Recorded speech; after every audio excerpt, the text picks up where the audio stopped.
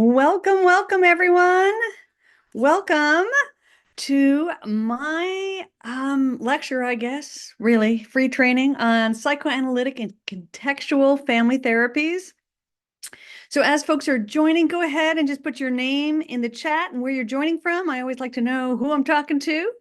Um, so this is it supports my various textbooks. And we certainly don't, probably talk a lot about psychoanalytic and contextual therapies, especially in this 21st century. But they're very important, useful theories. So I'm really excited to be able to do that. So we got Megan from the Carolinas, Sabrina from Connecticut, Allison from Utah, Miguel, MFT student in LA, that's where I'm at. Woodland Hills, woohoo, even closer. Carol, Veronica in California. We've got Marcella in Texas, Joe from Iowa, Tiona again in LA. Oh God, Massachusetts, I believe is MA. I hope that's right, Judy.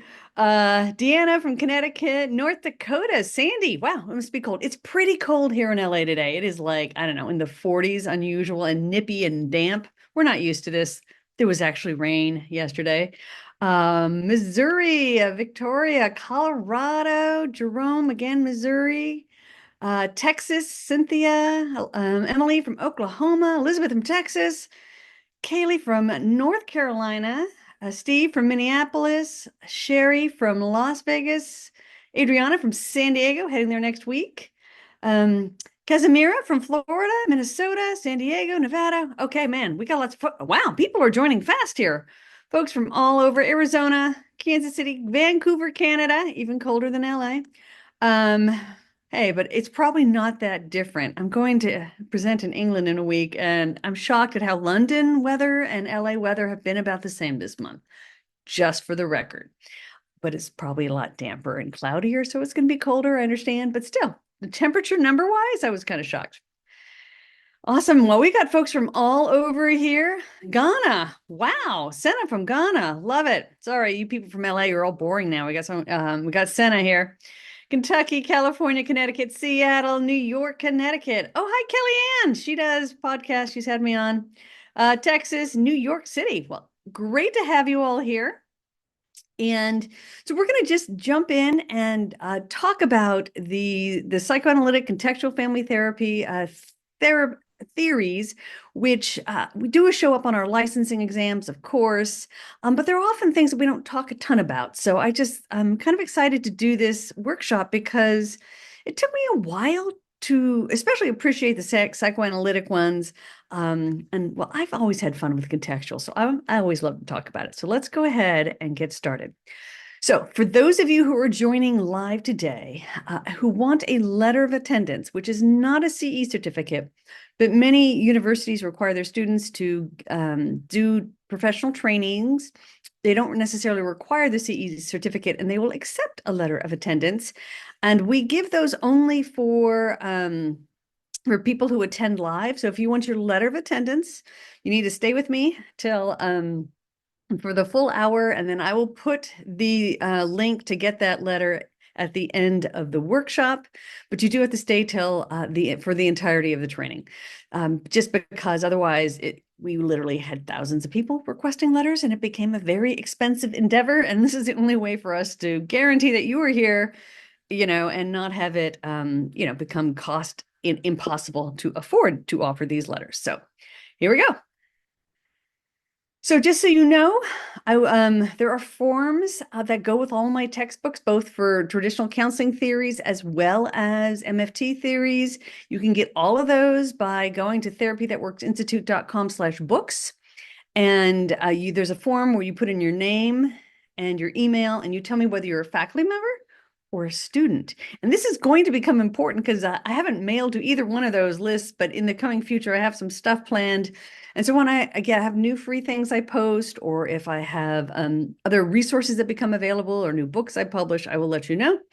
But there is a form for traditional individual psychodynamic case conceptualization, as well as one for more intergenerational family therapy, and you can get those for free. They're totally free on this website. Plus, I don't know, there are probably at least 40 forms, if not 50 forms that are free. All clinical forms, just progress notes and treatment planning and all that good stuff are also free on this website. So I'm just talking so you can scan this QR code or go to that website to get your free stuff. Okay, let's keep going. So, as many of you probably know by now, I'm working on a unifying framework for psychotherapy. And so I think it's this framework. I do have a whole training on that. But if you're familiar with it, I kind of divide up put all the theories into this basic template, which looks at what does the theory focus most on. There is behavioral, you can have a behavioral focus, emotion, cognition, or societal narratives, right? And so when you look at what the theories we're talking about today, we're going to hang out a whole lot on, cognitions and beliefs, especially for the psychoanalytic theories. And then what's primary attachment emotion? So this is, primary attachment. This is your relationship to your primary caregivers. So these are the levels specifically that these theories are focusing on. So attachment-based emotions, and then your thoughts about them. So just for helping you track it all and compare and contrast all the different theories. Okay, so in a nutshell, what is the least you need to know? And I will say, if you have my family therapy textbooks, you'll find that these theories are in the chapter with Bowen, intergenerational family therapy. And so Bowen was definitely the most, I think, famous psychodynamically based family therapist. He's the one who does all the genograms and family trees and looks at intergenerational patterns. Totally fun there too. I love Bowen. And then but we do have some of these traditional more psychoanalytic theorists. A lot of them are, of course, based in attachment theory, object relations. We'll talk about that because it relates so much to couple and family work. So, and then we will specifically talk about contextual therapy as well. So let's go ahead and look at this. So psychoanalytic therapies are used, they use obviously psychoanalytic and psychodynamic therapies. I mean, so what's the difference between psychodynamic and psychoanalytic? They can generally be considered on a spectrum. Certainly, the early school like Freud, they consider themselves psychoanalytic. Psychoanalytic is generally used for a very long-term treatment where you're kind of doing a pretty deep dive of, analyzing the the psyche and the ego and working through a lot of older childhood stuff. It's generally considered long-term, very reflective work. Psychodynamic is more commonly used with some of the newer approaches. There can be brief versions of psychodynamic. I guess I've never heard of. I guess you could create brief psychoanalytic because, hey, we have 500 theories. Don't we need more, right, to keep everyone confused? But psychodynamic, again, applies, I would say, to any of these concepts, including some of the newer ones.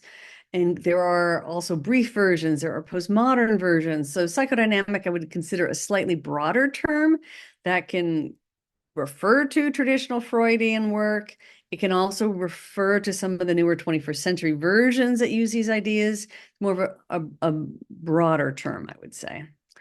But all of these approaches are looking at internal conflicts.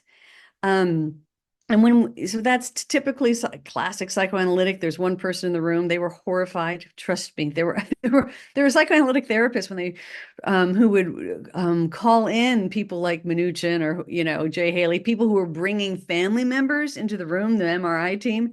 They considered it unethical to do couple family therapy in the early, pioneering days of couple family work. It was mind-blowing to psychoanalytic people because that was just not something they would do. It's kind of like the parent was the problem, so why would you bring the parent, the schizophrenic into the room? Like they just saw that as, especially when working with severe, issues like schizophrenia, it was like mind-blowing to them.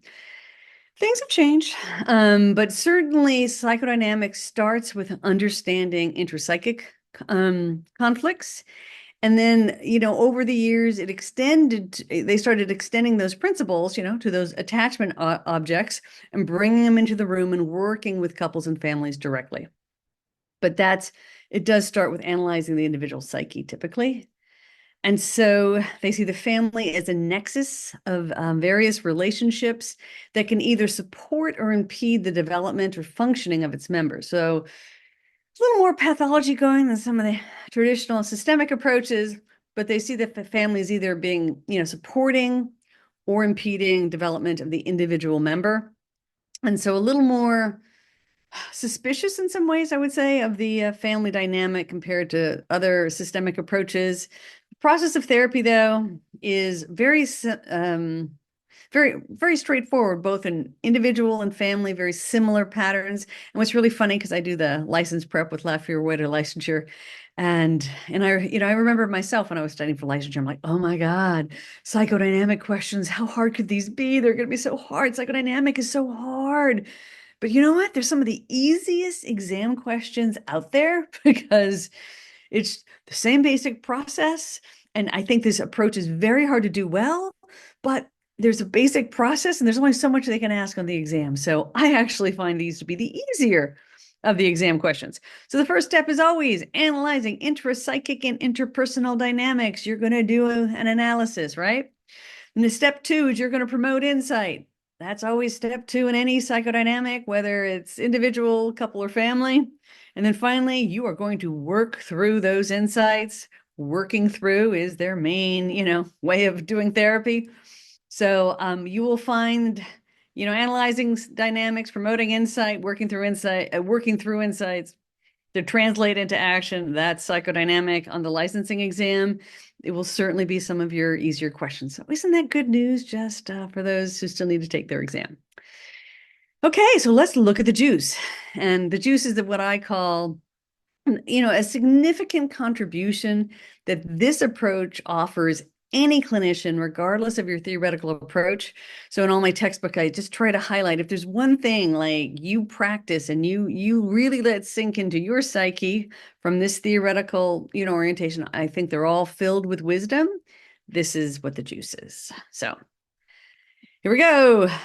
So for Bourgeois-Ménage, I would say that the juice is this concept, and we're going to go over it, is kind of that introduces this concept of the family system as an ethical system. And that at its heart, there is this kind of ledger of entitlements and indebtedness and this ethical system that organizes relationships. And I don't think there's a theory that is more relevant to the 21st century than conceptualizing all relationships as ethical systems, especially at this time where what has happened with social media and the internet is people have felt more anonymous and become much more divisive, much more cruel to each other. And so this concept of having these ethical obligations, I think, is a really useful one, and not just for family systems, honestly. I think this can certainly at this time in history be expanded to our social systems and political systems. But that would be a different lecture, but we will at least talk about it in family systems. Um, so yeah, so we will be talking about this ledger of entitlements and indebtedness, and it helps kind of understand the individual and relational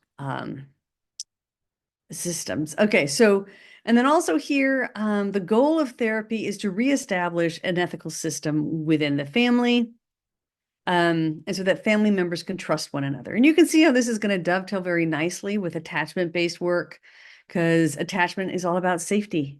And you need trust for safety, which requires ethics, a system for how we're going to treat each other with care and respect is real important. Okay. And then clients are often only semi-aware of this ethical accounting system.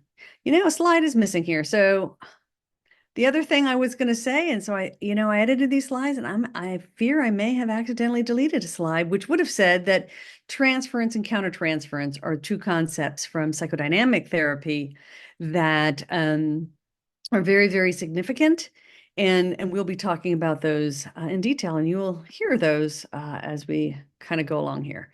So the big picture overview of treatment, they, at least more modern, last 100 years or so of psychodynamic, the vast majority, I will say, and certainly within the world of family therapy, They create a caring therapeutic relationship, or what they would call the holding environment between the therapist and the client. So there is this, empathetic holding environment. It's kind of using attachment, but a safe emotional environment.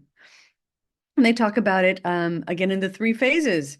Where in the beginning, you're still analyzing the interpersonal dynamics that are both conscious and unconscious, and they're both current and transgenerational. So psychodynamic therapists, you're looking at these patterns and considering them, not just what you're seeing, but you're always looking back to the generations. And this is similar. You see that work in Bowen as well. This intergenerational lens is kind of the default.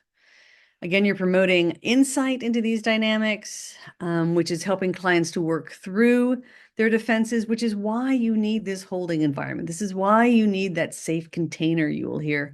It's a safe space to explore with all of these difficult, often, primitive, unconscious dynamics. And to make it safe to do that, you need to have a very safe therapeutic relationship, which I call the holding environment. And then, of course, then you're working through these to help clients working through these insights to translate them into clients' daily lives. And you're going to get these three things over and over again, apparently, in this workshop. So the therapeutic connection. So this is, I would say, the juice of psychodynamic, because you will hear this referred to often out of context of psychodynamic therapy, like it's an ethical thing. And so these terms really are used throughout, I think, the field of mental health. But the concepts of transference and countertransference really do come from psychodynamic work. They did not grow out of humanistic. They did not grow out of CBT. So when you hear these terms being used, they are definitely psychoanalytic, psychodynamic concepts, and they came right back from Freud's work.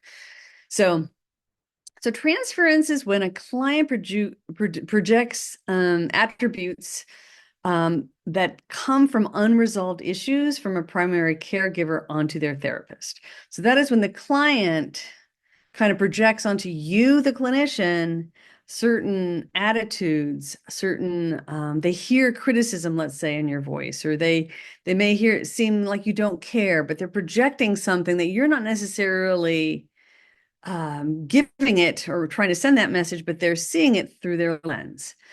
And I will say this, and I know many people listening are grad students, but I'm just going to say this because I was never I try not to use these concepts, too much, especially early in my training.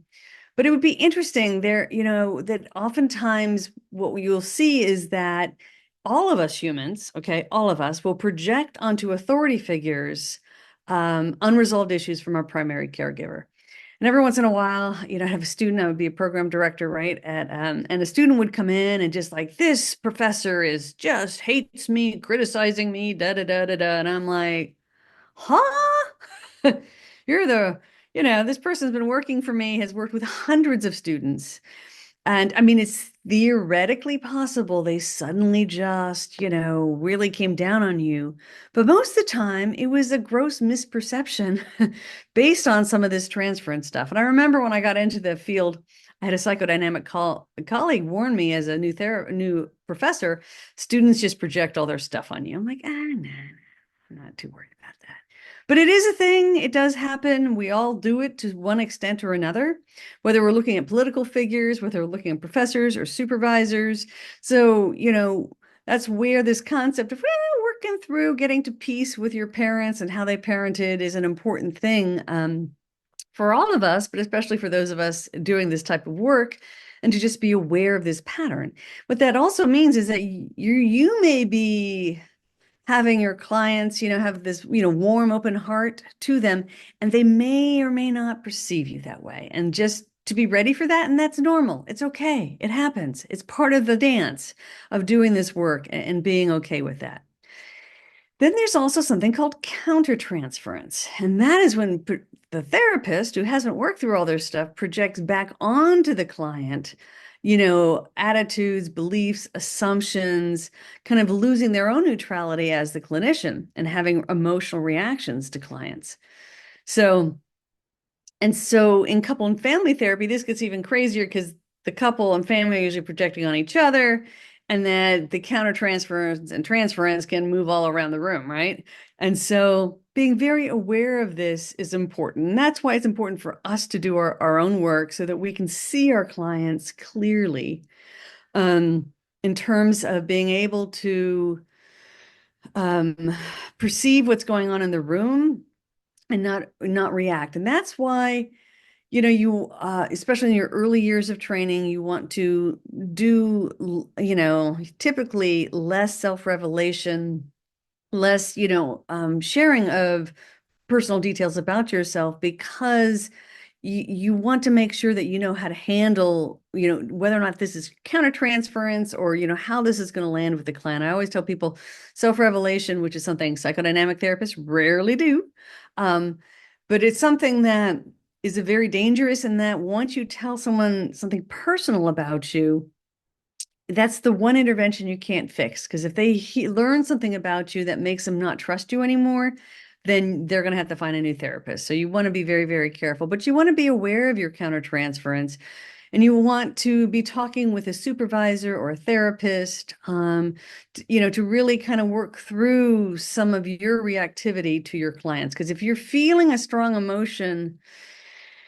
reaction about your client or their problem or someone they're talking about, you're like, oh my God, that sounds like my narcissistic father too, right?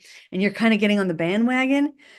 You want to question that and slow down and pause, because their father may or may not be a narcissist. I take a long time before, when someone's telling me about someone in their life having XYZ issues, I'm going to listen. I'm going to listen for evidence, and I'm going to be careful to not be watching my own reactivity to what the client is telling me.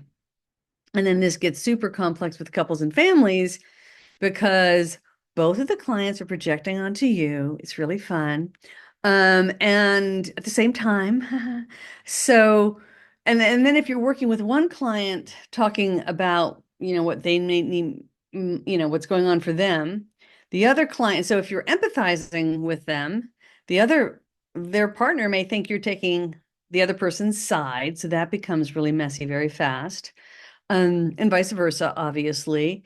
And so it is very hard to address all of this. And, I've done a whole research study on gender and couple, the gender of the therapist. There's automatically all this projection just based on your gender and their gender.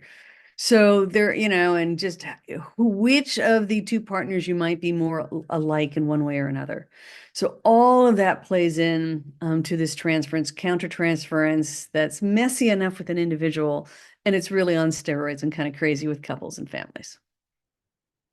So other concepts that they use in psychodynamic is this concept of a holding environment coming out of object relations, which is just more relationally focused, really making sure there's nurturing going on in the room. As you probably are well aware, traditional psychoanalytic approaches, the therapist is more of a blank slate, more distant, more detached. So this holding environment is a bit more empathetic, warm, and supporting. They talk about a couple types of holding. One is contextual holding, where that's how the therapist handles the therapy arrangements. So making sure that there is consistency in the meeting times and just how therapy happens. And then there's centered holding, is what they refer to, is connecting with the family just at a deeper level by expressing, understanding and, really trying to create that safe emotional space for everyone in the room. And that it's harder when there are multiple people you're doing that with. Bourjamani Naj, who did contextual therapy, talked about using multi-directional partiality, which means you're partial to each person. So for each person in the family or the couple should feel like you're on their side, basically. So, and making sure that that you're also thinking about people outside of the system. So Bourjamani Naj just talks about these relational systems, and that families are ethical systems, not relational, ethical systems, and that you have an ethical responsibility to everyone in that system. And just because your client's in there saying, so and so is a narcissist, or even so and so abused me, right? Your job ethically, from Naj's perspective, is to still, consider the needs and perspectives of the people who aren't even in the room. And so And it doesn't mean you excuse, abusers, but it means you have a certain amount of considering their psychological reality.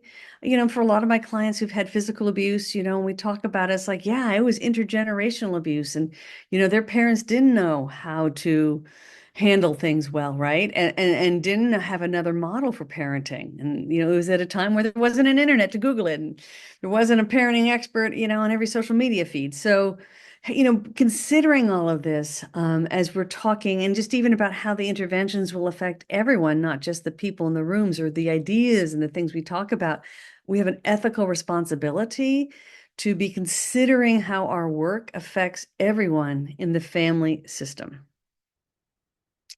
So let's look at viewing or case conceptualization.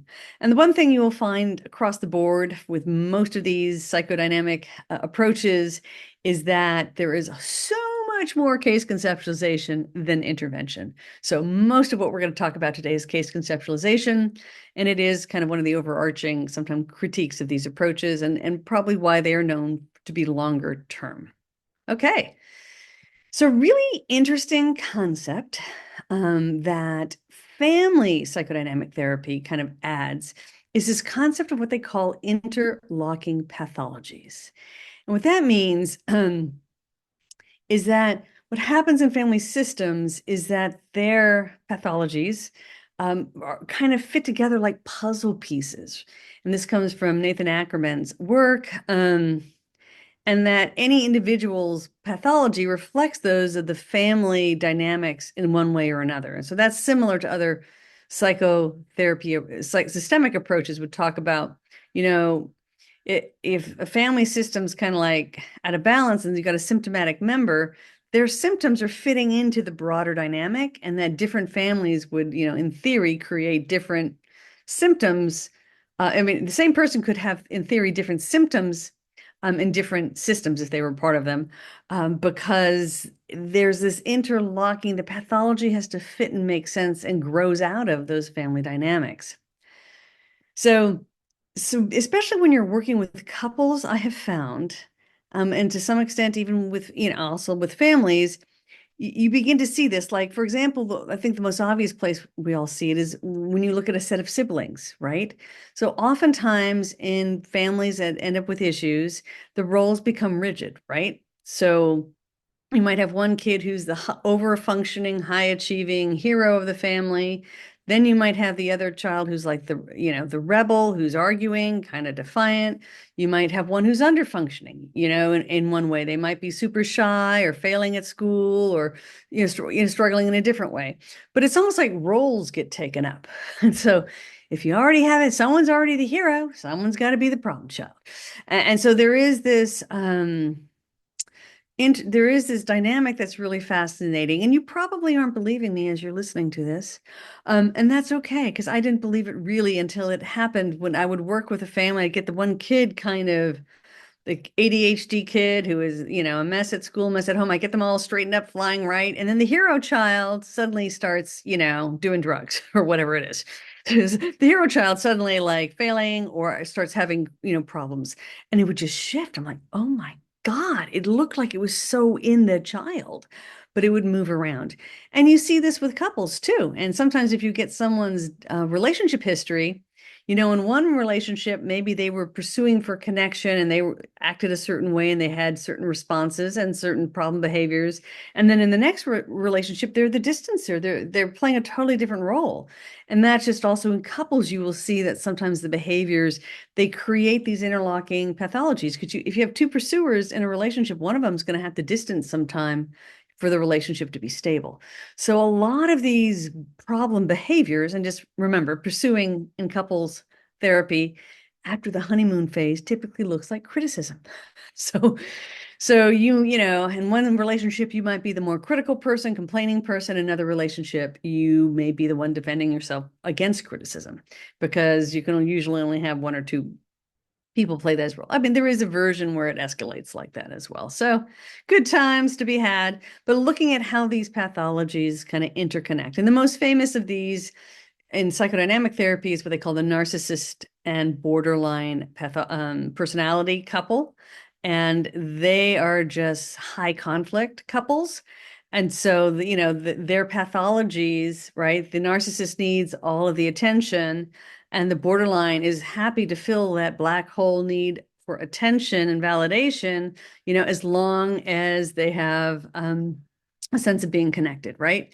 They just don't want to be abandoned. So as long as you don't abandon the borderline, they will be absolutely charming, right? And so the borderline and narcissist, those psychologies, or the people who have those traits, they create an interlocking system that is certainly enjoyable.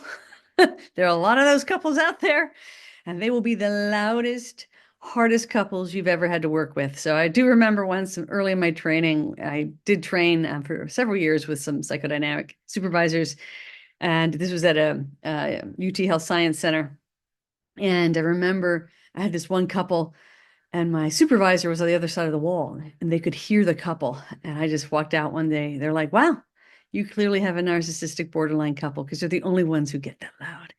So anyway, so another thing that they look for are defense mechanisms. And so you probably remember this from your, Psychology 101 days, but a defense mechanism, just to refresh your memory, is this automatic response that we have when we have perceived psychological threats. So these are often very unconscious. So one of the common ones is splitting, all good, all bad. We see a lot of that in couples and families.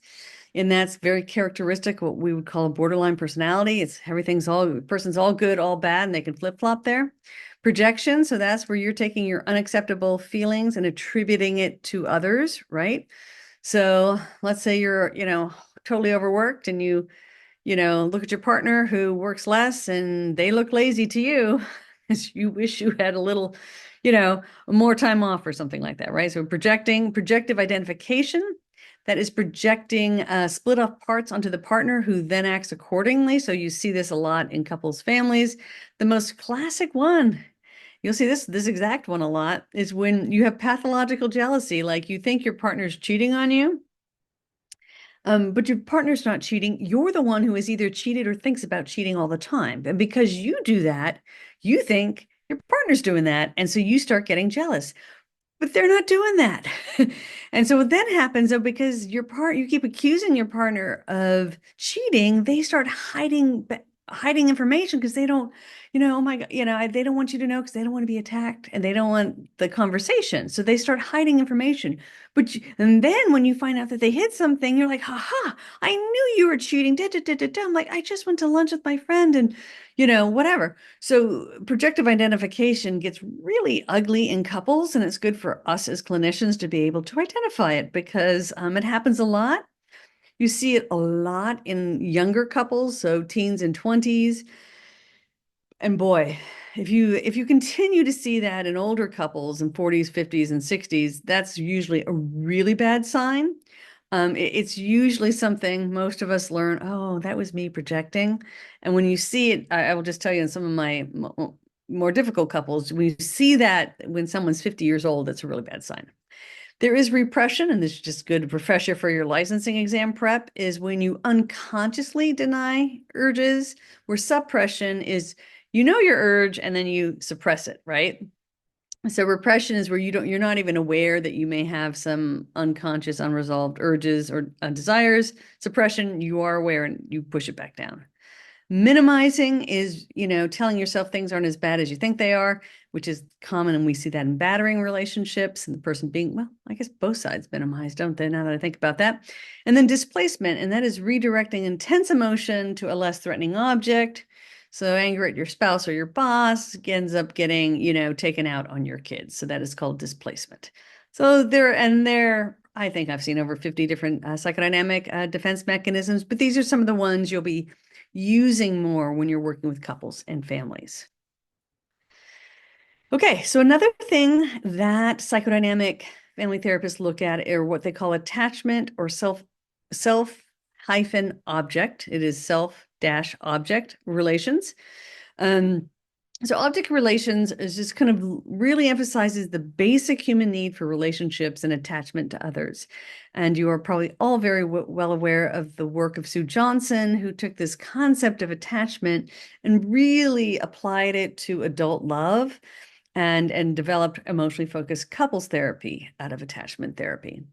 So, but in the classic psychodynamic, what you're assessing is how you relate to the object. This is why I hate the language psychodynamic, the object in your world, um, which when you're in infant, it's your primary caretaker. So your primary caretaker, your relationship with your primary caretakers, usually your mother, father figures, um, is how they related to you is your template for relating to the rest of humanity. And this is why so often we have to go back and work through these relationships to understand, like, the rejection or criticism, let's say you constantly got from your father, is not what's actually coming from your partner. You just hear it all the time because you were oversensitized to things.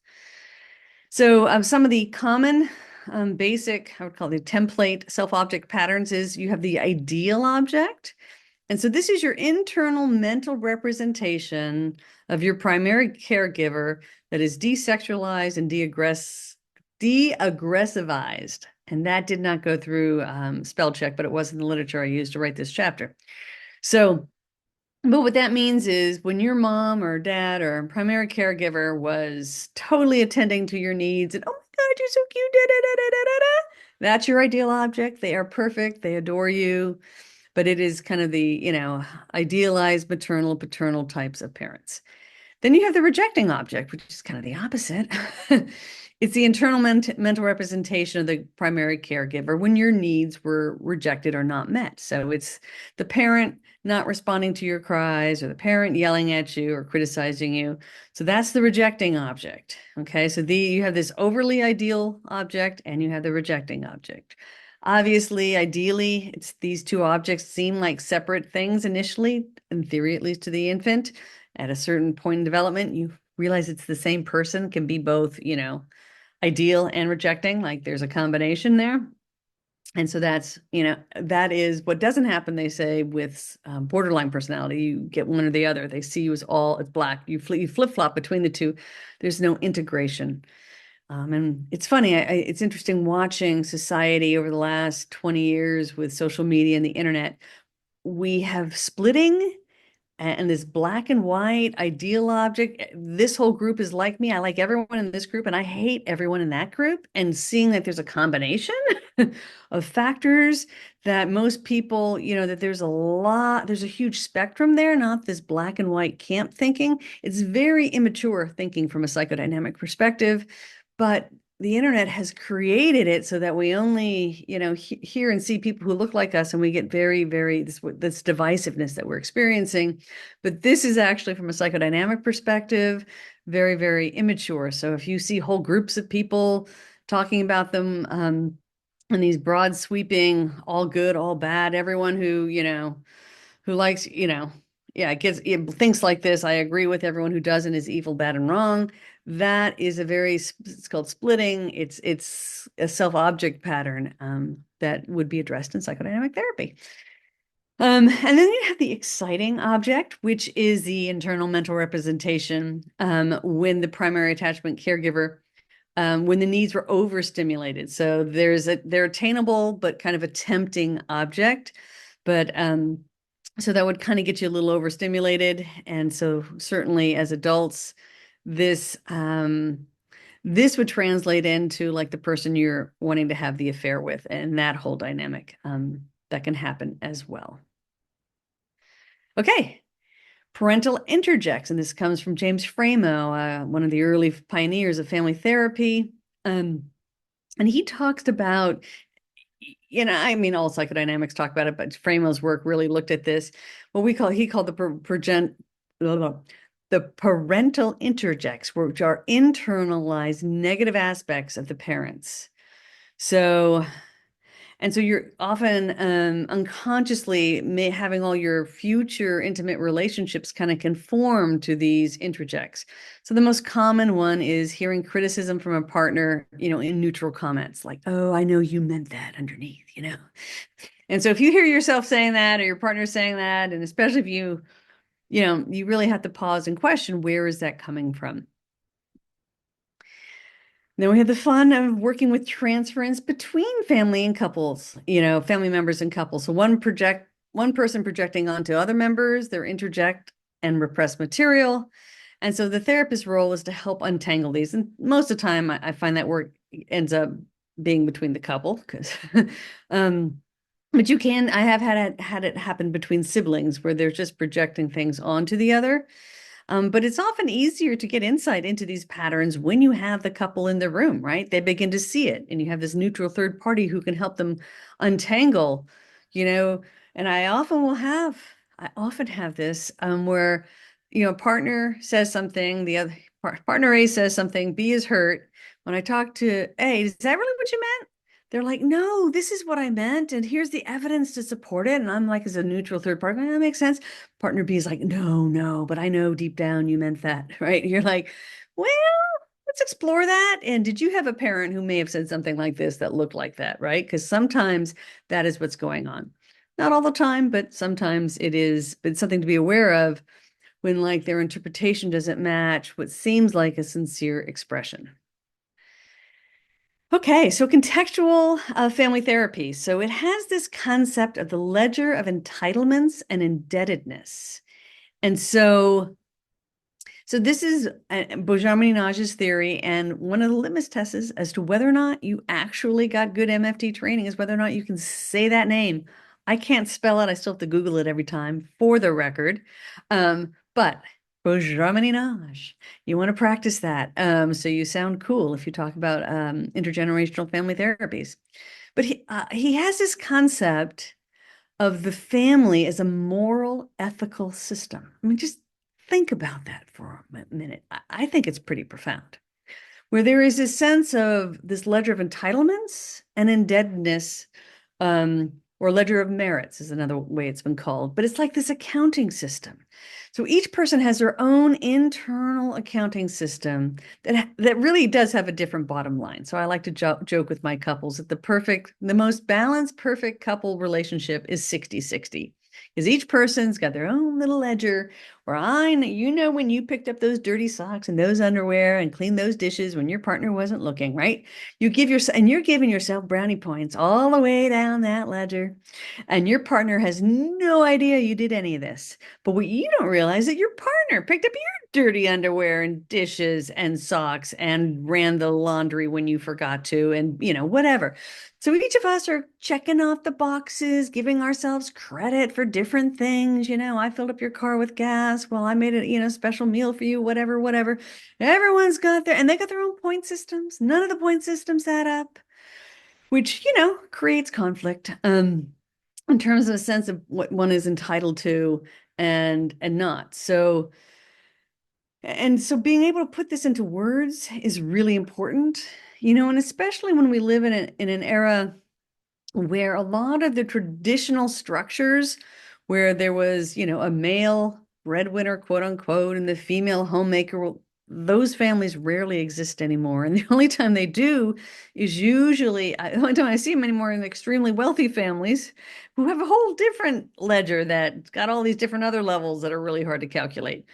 So, these scripts of what you're entitled to, and oftentimes, especially in heterosexual couples, or in just any couple with, even same-sex couples where there's a significant income gap, I've seen these ledgers really get out of whack in terms of what each person expects of the other. And so putting this into words is really important. And that's one thing that we can do.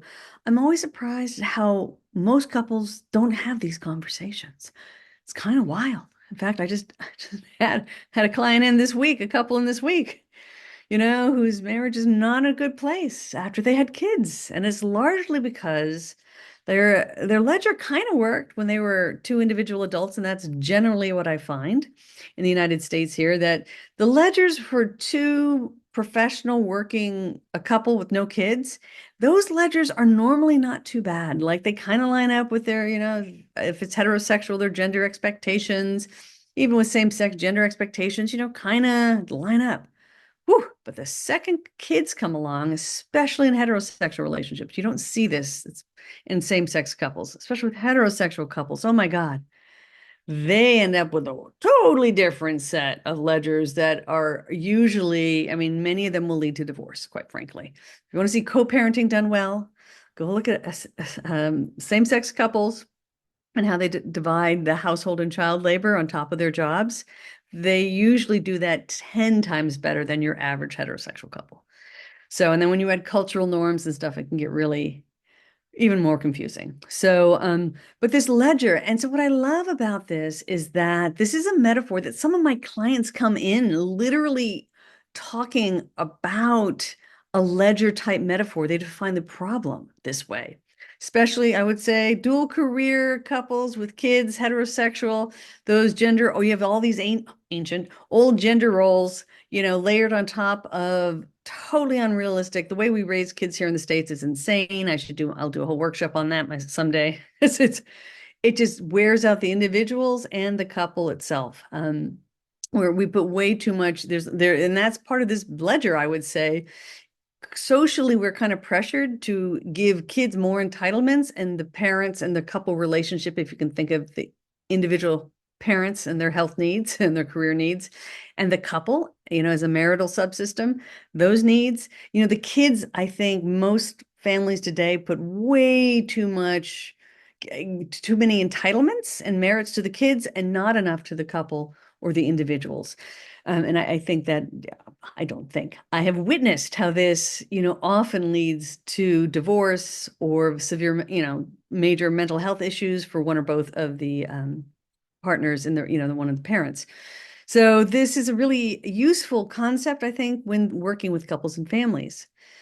So when you look at this ledger, the basic concept is that of justice and fairness. Everyone seeks a just, fair relationship because it creates trustworthiness. And so in this way, it starts connecting up with attachment theory. And then you have also entitlements, which are kind of like your ethical guarantees, like children and partners, entitled to be loved, protected, cared for, right?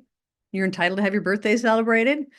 In my family system, everyone's entitled to a family birthday party. We always do that for everyone. And the kids always get their kid birthday party. So we have these entitlements, right? Not every family does that, but we do. And you are required to attend those birthday parties, by the way, in my family. Like, we will rearrange the dates till everyone can make it. It's not like you can opt out of a family birthday party. It's pretty strong ethical mandate in my family. There are things that are called destructive entitlements. And this is when the children are not receiving the nurturing protection. And they then project this onto others. So, for example, if you did not have a very nurturing, attentive parent, you might project this onto friends or a future partner down the road. There's something called invisible loyalties, and these are ledgers that extend across generations, creating unconscious commitments to the family of origin that can really create havoc when trying to form a new relationship with someone or when the kids come along in another relationship.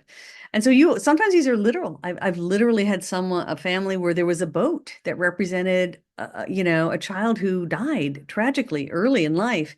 And there was this ethical, there was this debt that you had to keep maintaining this very expensive wooden sailing ship that costs hundreds of thousands of dollars to maintain, because this is in memory of this lost sibling. So sometimes it'll be that literal, sometimes it is honoring immigrant parents or grandparents that came over, but there are these invisible loyalties and promises. And where it really becomes a problem is when the couple's trying to create a new system and one or both partners are more loyal to their family of origin than to the couple, at least, especially in, North American, European cultures, that is going to make it more difficult, because the new family procreation typically is the kind of becomes the center of the system. Okay, but there are some, I guess, cultures where there are larger intergenerational systems that work a bit differently. But when you try to bring those into a Western-based culture, you will typically have conflict, because one person wants to do old school way, one person wants new school.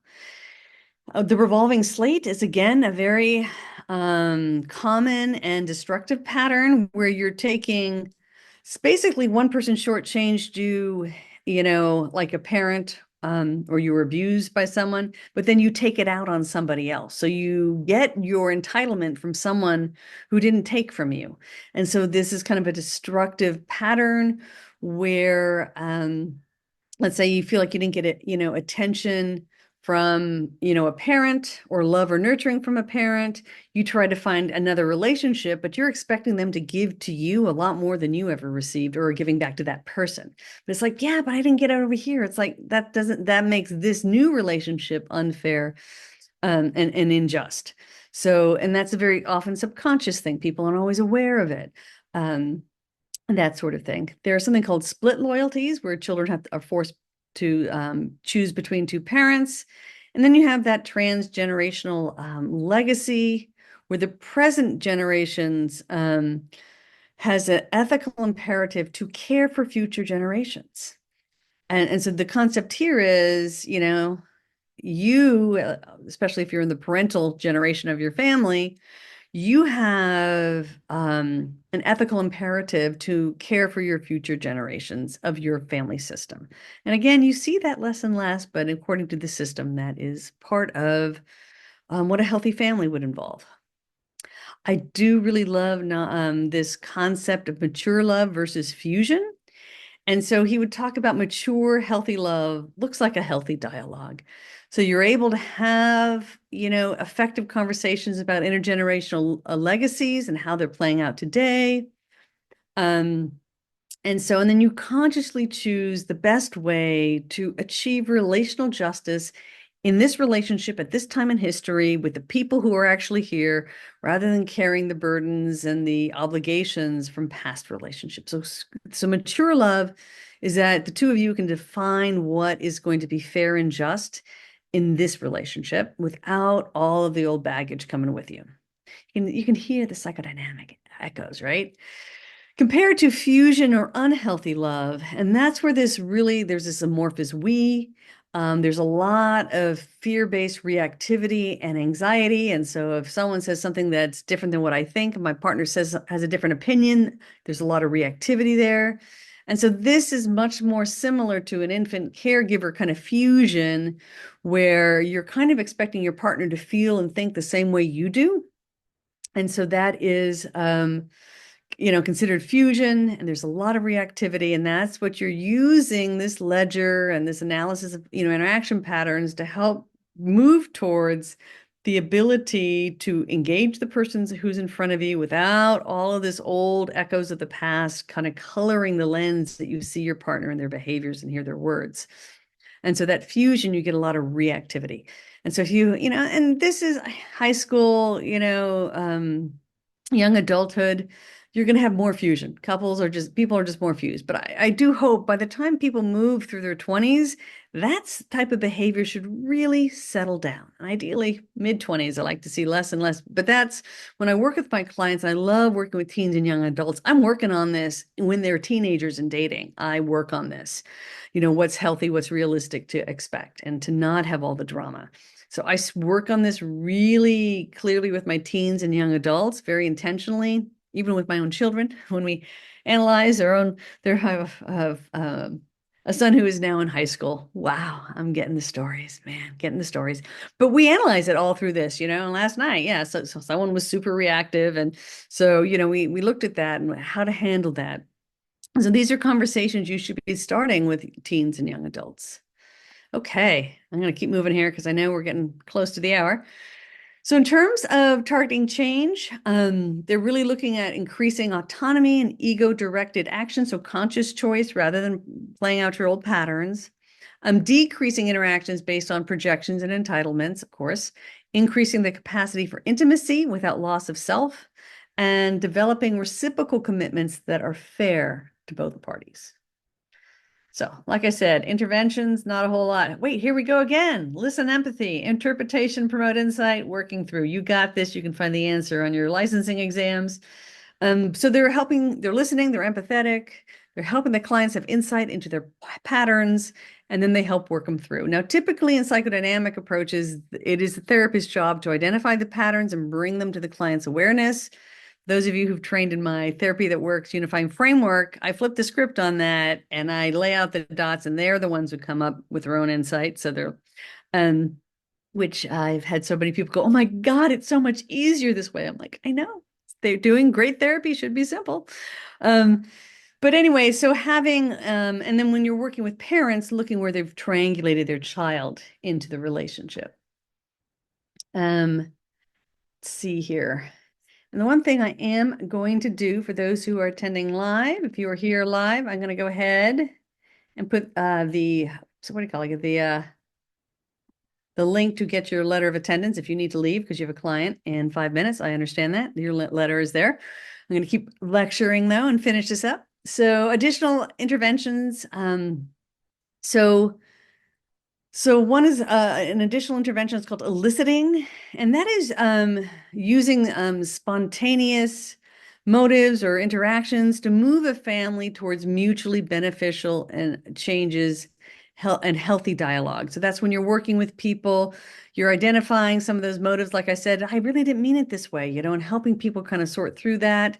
There's a lot of what they call detriangulating, which is done in many therapy approaches, where, helping, like if a couple has triangulated a child in to stabilize the dyad, and maybe there's a parent and a child against the other parent, to detriangulate and have that dyad really work out their issues between themselves. And there are lots of fun exercise, family of origin type therapies for couples, where this is Framo's work, increasing insight into their personal and relationship dynamics, often with just the couple.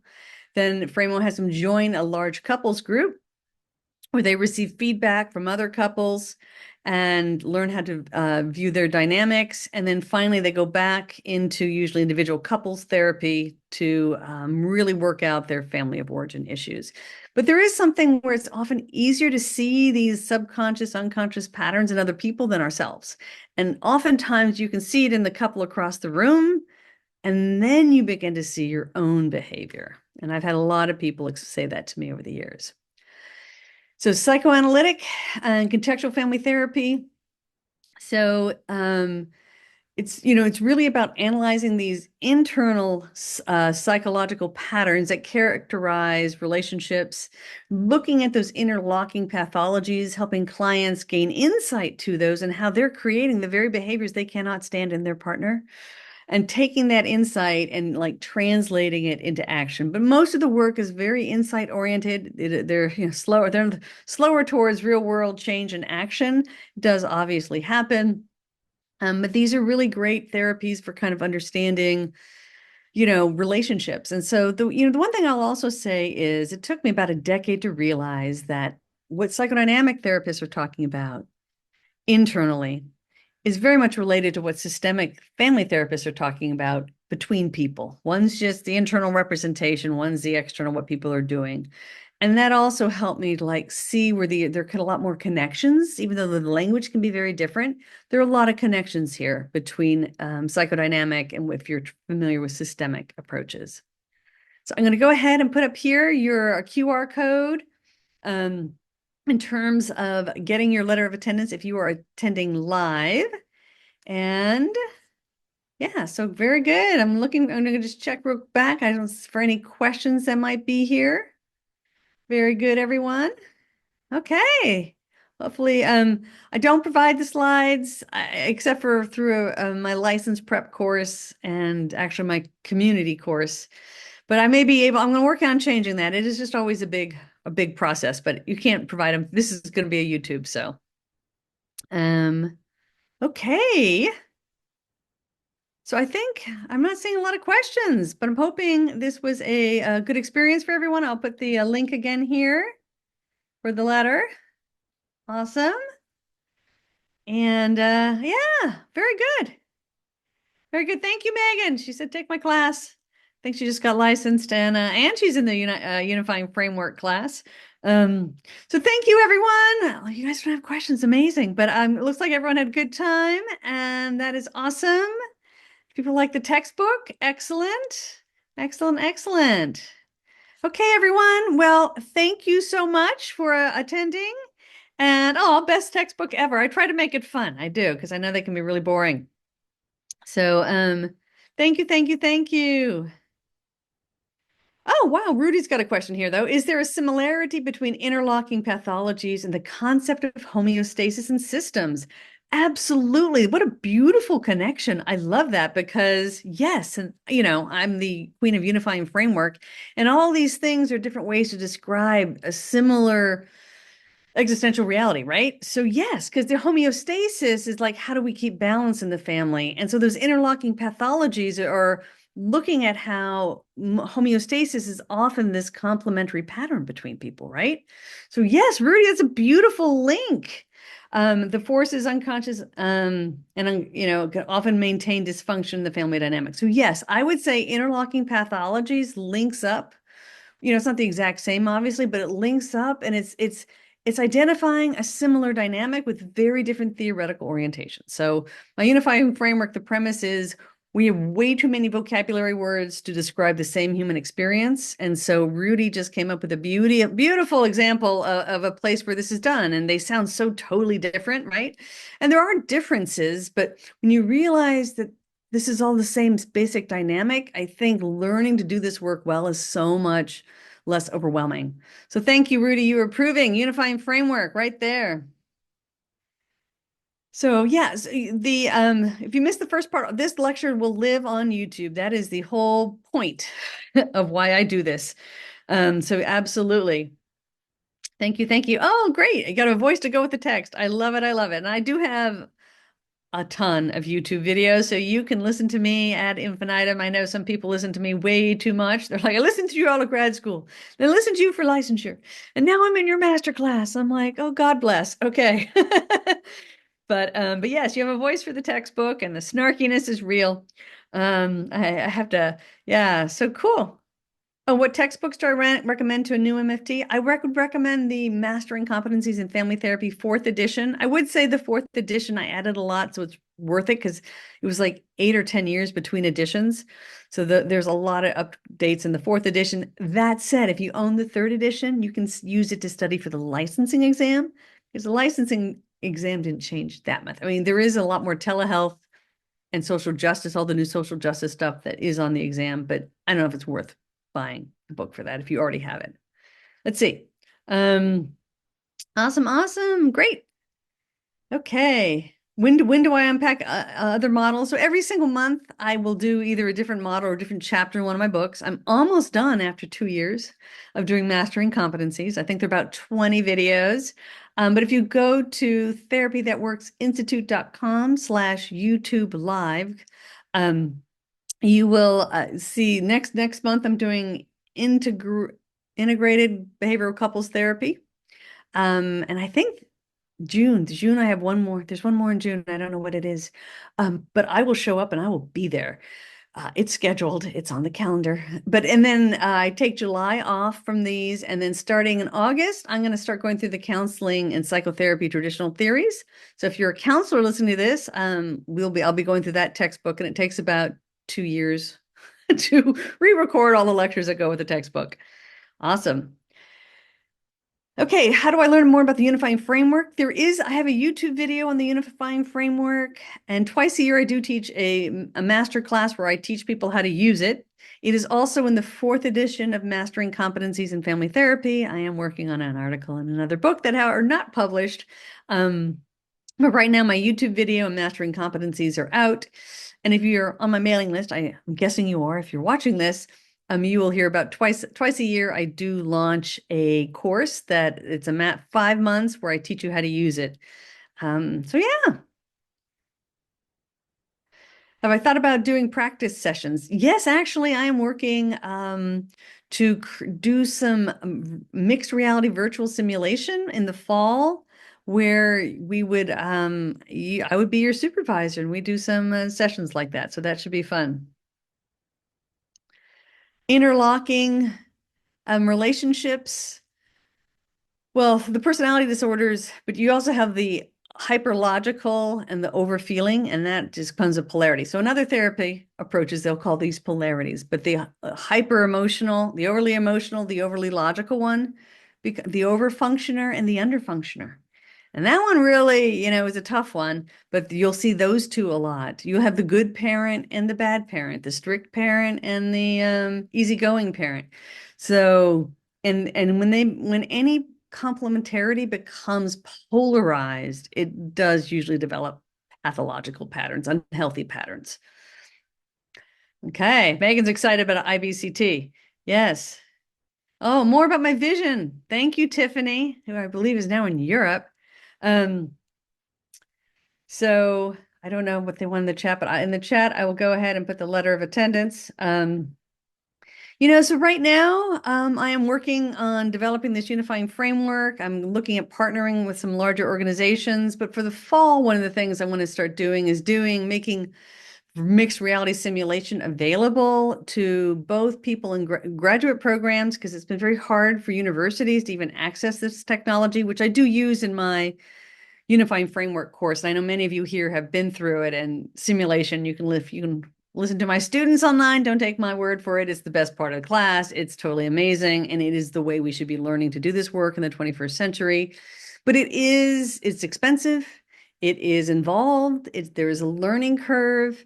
And so I'm looking at trying to actually deliver simulation both for universities as well as for general audience members, like anyone. Even if your university doesn't want to do it, or you're graduated, or you're licensed and you want to learn an approach, learning how to use that. And so, but my institute, the Therapy That Works Institute, the real emphasis is teaching this unifying framework. And the one thing I can say is that, as I've been teaching it, I got a new cohort going through, and we hit module 2 where the magic happens. It's really where the script gets flipped, where you learn to work from within the client's reality, where all of a sudden you are having deep, profound insights in session 1, and it is as easy as, and it's easier than anything you've ever done. And so, with each cohort, and as I keep explaining it, and we keep, learning how to teach this really subtle art, I do think it's the future of the field, that we can't have 500 theories. That's insane. We need to have research packaged in a way that's easily usable, not a $10,000 course that requires you to take 3 weeks out of your practice to learn. That's insane too. So we've developed great knowledge over the years in this field, but we have not made it easily accessible, both to the people who are entering the field, obviously, but also for those who've been in it forever. So I can talk to supervisors. So supervisors have students coming in saying, I want to use this, theory, fill in the blank. It's something the supervisor's never heard of, let alone knows how to supervise them in, right? And so it's created this, scenario where everyone's got imposter syndrome, right? Because no one knows 500 theories. I know about 50, and I know I probably know more of them. Most people know about 2 or 3, right? So it is, and it's only because I'm a textbook author. So we've created this system that's not sustainable, and I don't think it's helping. Our clients are confused. They don't feel helped. They feel like the therapists, aren't getting them, or, they got to research which theoretical model to use. But what we know is the theoretical, there are certain things that a clinician can do that really make them more effective, regardless of a theoretical orientation. And there's the research on what's called the highly effective clinician. So, really making that the focus of our field and how we train, whether you've been doing this for 30 years or 30 days, right? We just need to do a better job of getting our knowledge consolidated, which is why I have this unifying framework. And then, really learning to work, I think, within the client's reality, bringing we have so much knowledge, all of the knowledge we have, to make it usable both by clinicians and therapists. So that's my vision. But thanks for asking, Tiffany. I hope you're doing well, if you're still in Europe, as I recall. The URL, I think I put the URL in the chat for the attendance letter. Was there another URL I needed? Let me know if you need another URL. Awesome. Yes, Megan's saying, yeah, the simulation is very real. It's just like a real client, but we could pause the client, send them away, and I can tell you what you need to do, which is really pretty amazing. Yes, pass that licensing exam first. Totally agree. Awesome, awesome.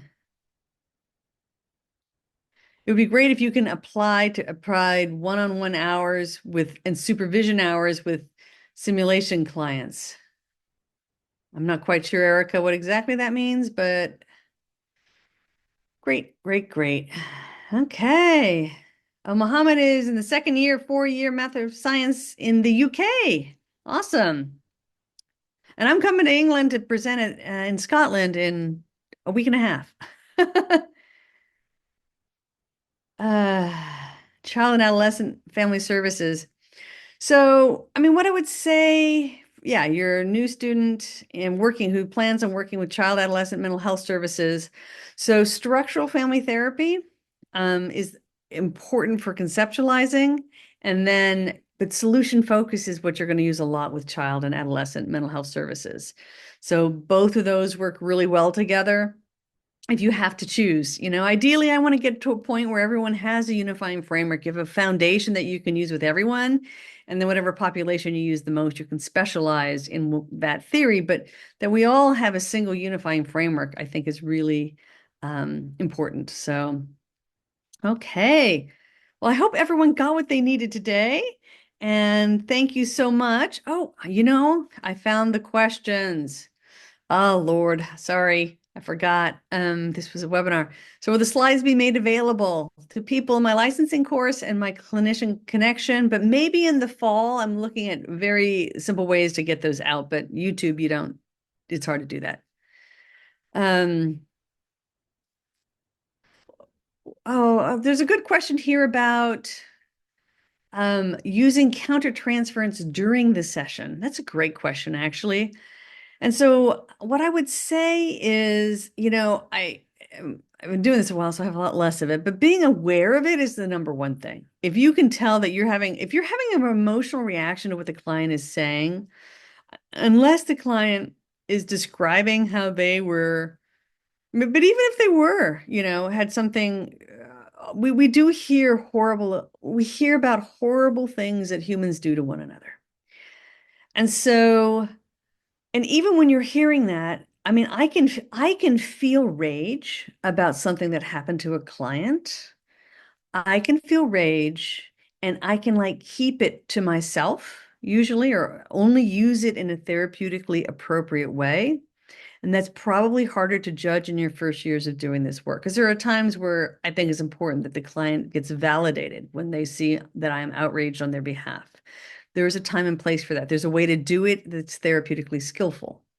So, and so there are times where your reaction to what's going on, you need to filter it through how is this going to affect the client truly long term, not just do they like me at the end of this session, but for the rest of their life.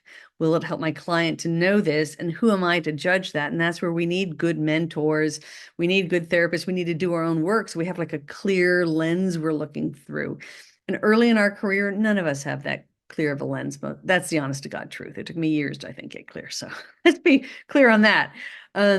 So, over time, it becomes clearer and clearer, and we all have our own different styles. But, when I work with my supervisees, when they start feeling that reactivity and they lose their skillfulness, they lose kind of that neutrality for lack, we're using psychodynamics, I'm going to use that word, but just this ability to separate yourself from their stuff and even your political agenda, because sometimes I've seen therapists bring their political or social agendas into a room. That's not okay in the therapy room. You can have all your strong opinions, outside of it, but there are ways to address some of these more sensitive issues that are beneficial to a given client versus not. And so those are major ethical decisions beyond the scope of this, training here. But those are not simple, easy answers. And I think always we have an ethical mandate that it is our client's best interest that we have to keep in mind. And that's always the guiding principle. Okay. Annette had not heard of pathological jealousy. Yes, it is a thing. Oh, there it is, Rudy. That was a great observation. Uh, as far as Jackson, Haley, and Palazzoli, what do you think is most important? What stands out the most? You're bringing us into another I don't know if there's one thing that is the most.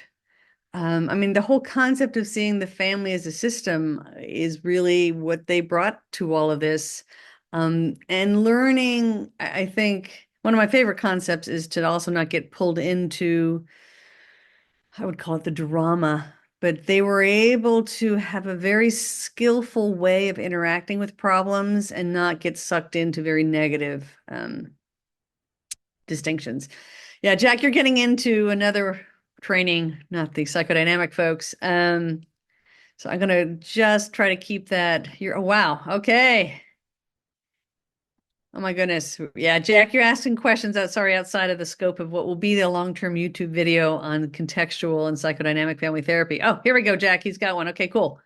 Object relation feeds into attachment, which feeds into EFT. Yes, yes. I mean, I would say attachment theory, it's not a therapeutic theory. So I go crazy. The California exam lists attachment theory as a theory with other psychotherapy theories. Like, no, no, no, no. Attachment theory is a psychological theory. It is psychology. It is not psychotherapy. They are different disciplines, people. And even the California board does not know this, makes me crazy. But so object relations therapists, I think most of us would credit for attachment theory. And then Sue Johnson took attachment theory, which was primarily applied to young children, and used it with adults. So that, Jack, is the is following the pathway there. Is countertransference a conscious process? Oh God, there's conscious, semi-conscious, and it's I'm gonna say it's funny now that I've learned about EMD, not EMDR, neurofeedback and the brain waves. It's you got is it a beta wave? You're conscious? Is it, is it theta? It's kind of, in the bridge between conscious and sleep, or is it delta? Which, but I think theta is more subconscious. I think, I mean, theoretically, transference and countertransference is mostly an unconscious process. At least it starts out that way. But then what happens is, hopefully you become more and more aware of it and become semi-conscious to where you begin to consciously notice what's going on. And hopefully if you consciously notice what's going on, you will stop doing it and do something different. So in what ways might countertransference be a positive thing? So what I would say, and countertransference being a positive thing, is that there are times when you listen to stories that are horrific, that are horrifying, that are terrifying, that are outrageous, terms, I have one client I've seen for 20 years, and the sexism this person experienced is jaw-dropping. 20 years later, she can still drop a new story on me. I'm like, oh my God. And so is that quote unquote countertransference? I think it's in that genre. But there is what my clients have told me, especially when they experience, usually it's abuse is the most, common version of it, or neglect. And they, as a child, what was mirrored back was really bizarre norms. Something outrageous was happening, and everyone acted like, oh, yeah, this horrible abuse, sexual abuse that the father is allowing to have happen to benefit him of his children is like, that's horrific. But everyone acted like it was totally normal. And so, in that case, what you might call countertransference, it's usually projecting your unconscious material onto your client. So this would be more my honest human response to hearing about these horrible situations this woman was put in again and again and again by her parents. Like, you could call it, it's in that genre. Maybe it's not technically textbook countertransference. Normally, countertransference has a negative association. But I think that emotional reaction I'm having, that outrage, can be healthy for clients who've been through certain forms of abuse and a lot of what you might call gaslighting, but people just like twisting reality. So there was not a normal reflection. What was going on was so not normal, but everyone was pretending that it was. And in those moments, I think bringing the outrage, or hearing about racism and sexism and heterosexism in the workplace, or, and those sorts of things, that bringing your humanity, I would call it this natural human reaction to hearing horrific things, because we hear horrific things in this work. We really do. And there's a certain amount of our reaction that might, I would like to think it's not necessarily countertransference. That would be an overreaction, us overreacting, and that can be a problem. So, and that's where it's, if you do have a strong emotional reaction to what a client is saying, you definitely want to get supervision to learn how to use that skillfully, to make sure that you aren't using that emotional reaction in a way that's less helpful to the client than it could be or should be. So that's typically, countertransference is always, you typically will hear it used in a negative way. But there is a spectrum, I think, in terms of how our reactions to someone else's. You just don't want it to be from your story and projecting it onto their story. And that's why I think it's so important when I train people in the Unifying Framework, and I know lots of folks here are listening today have learned it, I really force them to work from within their client's lived reality so that they don't use countertransference in a negative way. So a lot of what the Unifying Framework is the key, the flipping the script, is to work from within their reality, their norms, what seems normal in their world, and then bring in, the professional knowledge and even your own personal experience in ways that really benefit, but you know how it's going to land because you're working from the way they make meaning. Their meaning making system is what we call it. And then it works a lot better. Okay. Thank you all. Another question came in. How would you ever explain the process of transference to the client? Like, I think what you're doing is projecting onto me. Oh, I would never say that because no one likes to hear that. So you could, I mean, I guess if a client got really upset or something with me, maybe. But generally, I would do it very gentle. You have to have a strong therapeutic relationship. And so, but what I would do is, usually what I would do is handle it like a, hopefully it starts off relatively small. Like when I, if I have a funny look on my face, let's say, and the client might say, "Oh, did I say something to upset you?" You say, "That's a really simple one, but it could be a projection." I'm like, "Oh no, that's my thinking face," or whatever that might be. And so we can talk about, you know, oh, so there may be misinterpretation of me. I would gently correct and support and, assure them. And then you would ask something along the line of, was there anyone else in your life, like your mom or your dad, who maybe had made a face like that made you feel like you were being judged and criticized? So you would do a really nice, gentle kind of working through usually it's a miscommunication that has just happened. And then inviting them to reflect on that. That's how I would do it. Now, a more classically psychodynamic therapist would probably draw those connections for them. Or if I knew the client well enough, I will sometimes say, this sounds a whole lot like, the way you're perceiving your partner right now sounds a whole lot like how you perceived your mom or your dad or whatever it was. Do you agree? So I do a very soft version of addressing this. There are other people who might be a little more direct. And my philosophy kind of is, if the client isn't able to see that connection when I put it out there, then I'm going to honor them.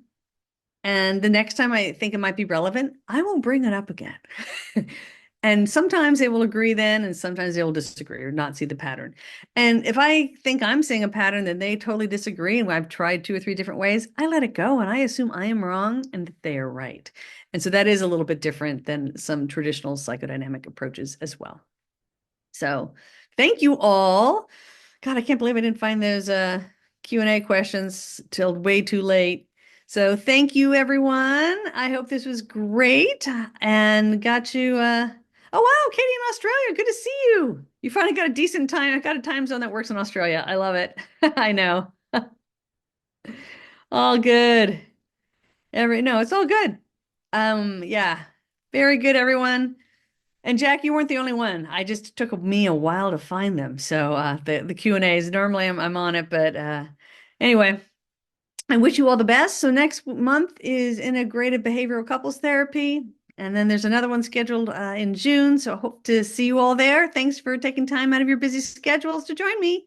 And you will see this on YouTube in about a month. Okay? Not a month, in about a week. Take care, everyone. Bye-bye.